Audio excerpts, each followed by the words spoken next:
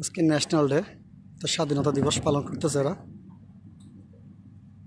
আতশবাজি দিয়ে অনেক জায়গার মধ্যে ফুটতেছে, কিন্তু বাট আমাদের দোকানের পিছনেই, অর্থাৎ দোকানের পাশে একটা শেখের বাড়ি রয়েছে, এই 15-20 বিল্ডিং পরে, ওখানেই এটা বেশি করা হয় আর কি।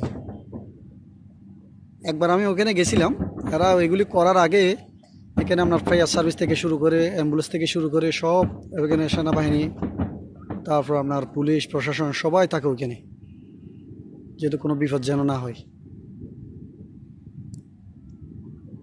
ওয়াও ওয়াও ওয়াও, সত্যি অসাধারণ অসাধারণ, এটা বলার মতো না।